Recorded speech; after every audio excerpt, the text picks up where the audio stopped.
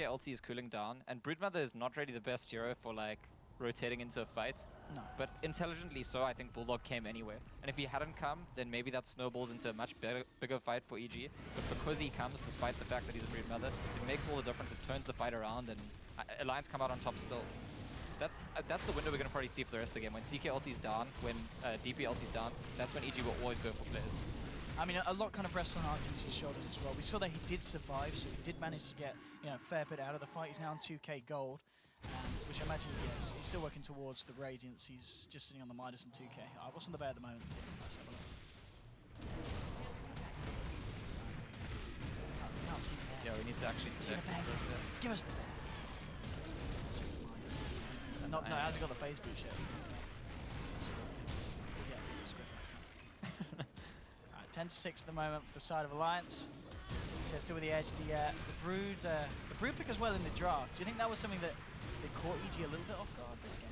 Yeah, I think maybe, because EG started very early on in the draft with 2 supports in the Earth Spirits and the Baron. And like, sure, maybe you could say they're representing the Baron as the offlane, but I felt like it was probably going to be a support one. At that point, you pick the Brood, and it's like, now they kind of force EG to pick a hero which deals with the Brood, which is the Sand King. I think EG get a bit lucky that the Sand King is quite good against the Brood and against the Chaos Knight, because if that one hero wasn't good against both of the things they have to deal with, I think it might be beyond redemption. As it stands with the Enigma, with the Sand King, EG have all the ingredients in this game to like mount a big comeback or to take a big fight and then be fine.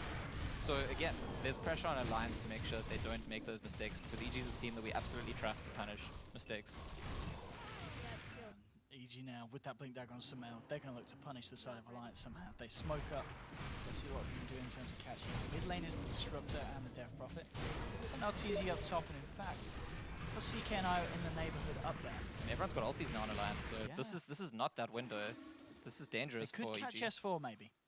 Yeah, if they pick someone off. Sumail, waiting for the time. Here we go with the epicenter. Jumps in for the power stroke. Oh, Sumail's too short. And now Ake, there with S4, forcing them back. Here comes Loader and EGM, looking to pick some off on the retreat. PPD trying for the TP out. He will make it. No, they get the cancel here. They bring him back with a glimpse. They've taken down the Sand King. They'll look to find PPD as well, and he'll almost certainly go down as a second pick off for Alliance. And as you said for EG, that was always going to be risky, finding into Alliance with their ults up. And just the fact that that initial jump from Sumail didn't quite catch out the Death Prophet. S4 gets all the credit for that, in my opinion. Like, the way he was farming that camp from basically as far away as possible, just in case they do gank him in that position. And I almost feel like I don't know if he knew they were setting up exactly the way they were, but Sumail gets a bit impatient. He's like, screw it, I'm going to try and go. And if he catches them there, it's a totally different story, but it's on S4 to farm from such a defensive position that sets up, like, punishing the enemy team for ganking in that way. And Lotus is going straight for hearts. That's what this Vitality Boost is. I mean, Heart these days is like, it turns every hero into Slog. Firstly, his images are just going to be super tanky, but also in a fight, if you don't burst him, he runs out, full HP, back in. I mean, that's the thing. You have a CK with Heart, and obviously just even Brood just with the web regen. You've got an IO backing these heroes up, DP with the Exorcism heals. You're going to have a very self-sustaining lineup that when these pushes do come in from Alliance, it's going to be harder and harder for EG to fight into, and especially if they get the Aegis as well here. You've got PPD around in the corner, but that's about it, so no way that they can jump in, and they'll take that and drop the Aegis away. EG are running out of lives. I think they maybe have 1 life left. Like, if they lose another big fight or objective, that's like very close to the game being over, honestly. I know it's early in the game, but it wouldn't be that new in those tournaments. And I don't know, even though, as I was saying earlier, this is not a hero that you want to have where the enemy team is so strong they just kill through your shields. It feels like the hero's doing nothing then. Yeah. And you'd rather have a hero that like proactively makes plays, something like that. And with the Aegis, with the Hearts and CK, with like the kind of... Yeah, just... I think EG need the kind of plays they were going for in those windows, try and like get off 1 or 2 important kills, get momentum, maybe get a tower.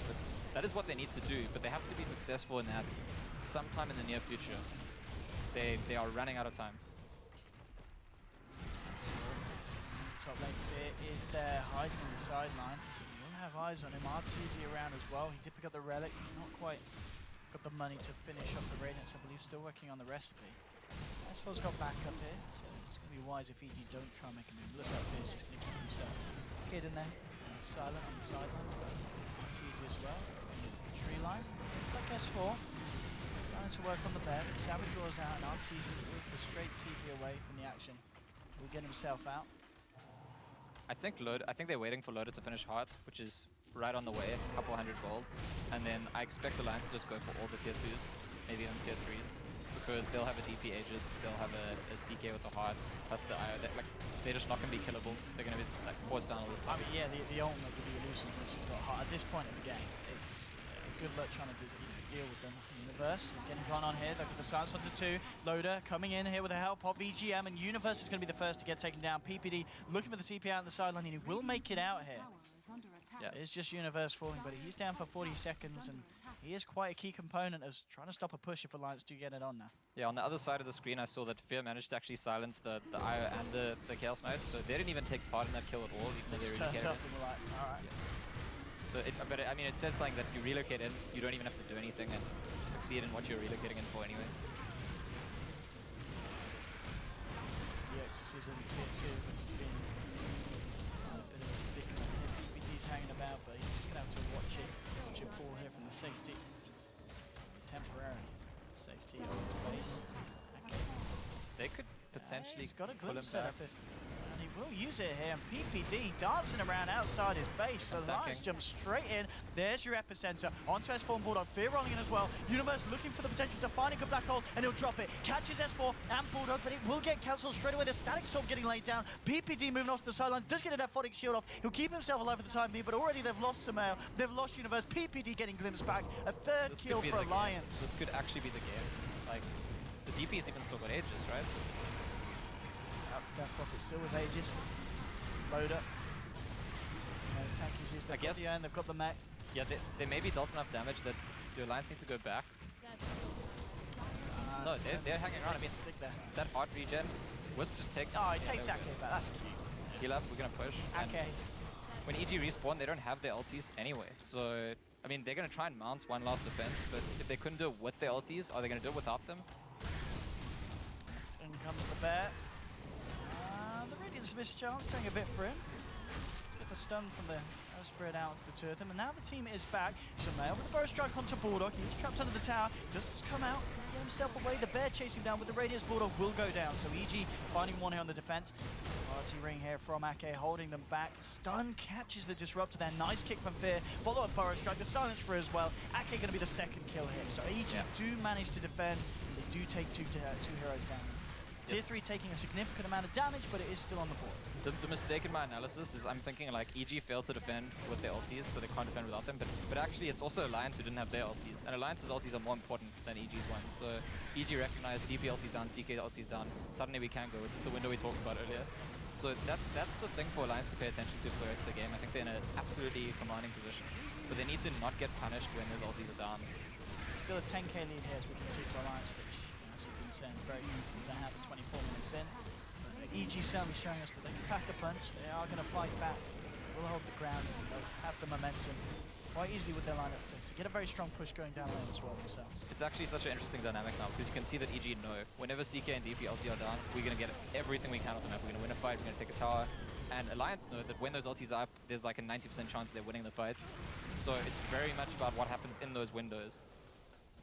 It's going to be interesting to see what Loader's next time as they goes for. Obviously, yeah, a bit of a different way that it's built in the sense going for the straight up. Very confident, strong build. It's working out. It's 4-1-6 at the moment. What does Loader go for next? Do you think we might see him go back for something like the Manta to capitalize the illusions? I don't think it's necessary. I think it'll be probably the BKB. I mean, if he wants something right now, he could actually just go back and finish his drum. I don't. It seems like a strange thing to do to go hard drum though. I think BKB makes him BKB. Then he's got like an extra ulti in a sense, even if you don't have the ulti. Then he can fight without the ulti. Yes. Speaking of BKB, that's actually Enigma, very close to BKB too. And that'll be guaranteed black holes, right? There's nothing to cancel. There's nothing.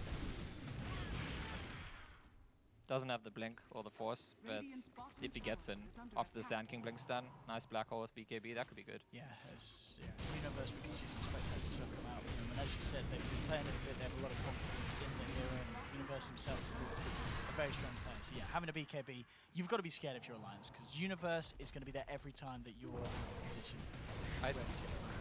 I still think if Alliance have all their ultis, they're favored, even against the black hole BKB Enigma. But again, it's going to come down to what happens outside of those windows. The problematic thing for EG is that CK ulti and DP ulti both last really long. So you actually expect that the next time they pop those ultis, that they could definitely take a side ulti over Axe. I guess that Alliance might want to wait for the next rush first.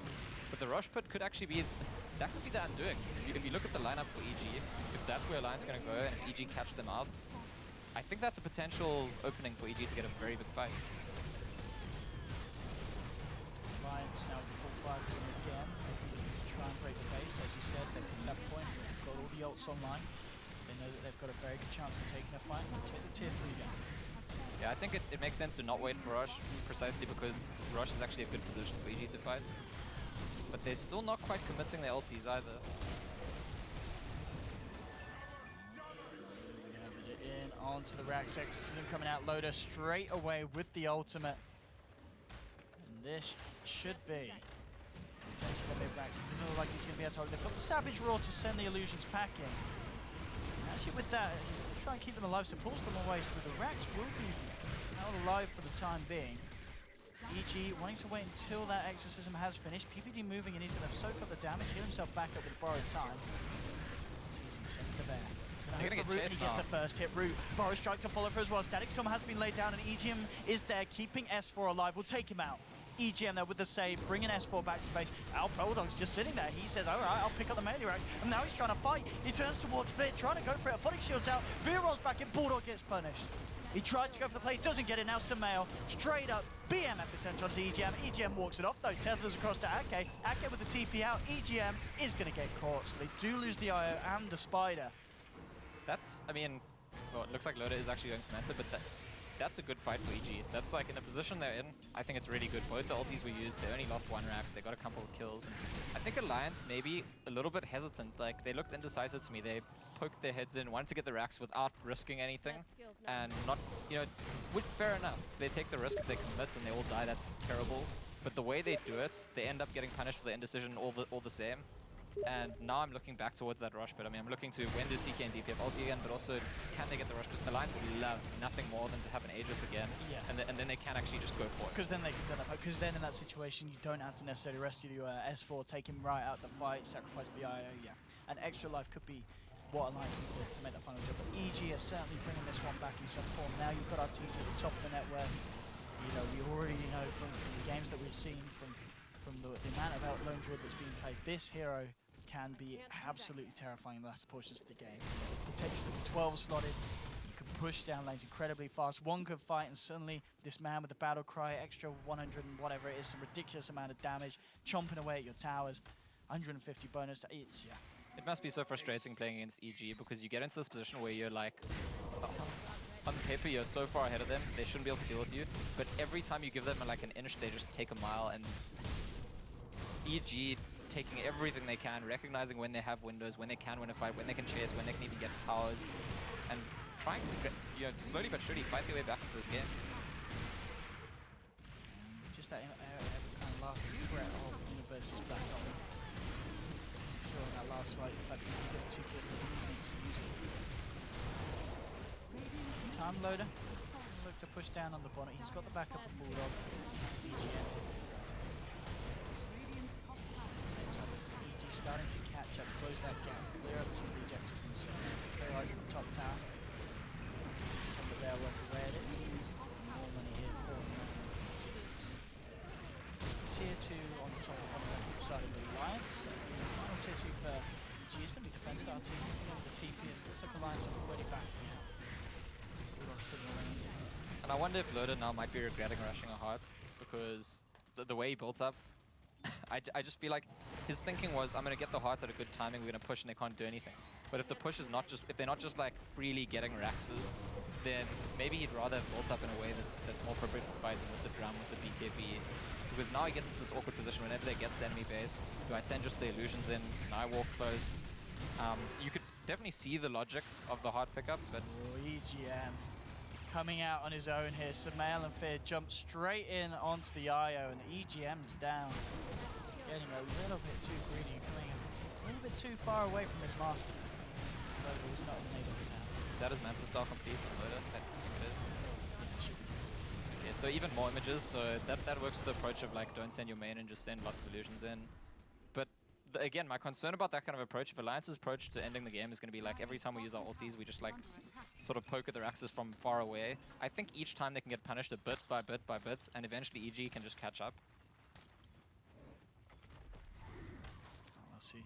One of those bit of players here. I like the split as well from the Sand King, going for that Aghanim's on the SK, which is something that I've not actually had the pleasure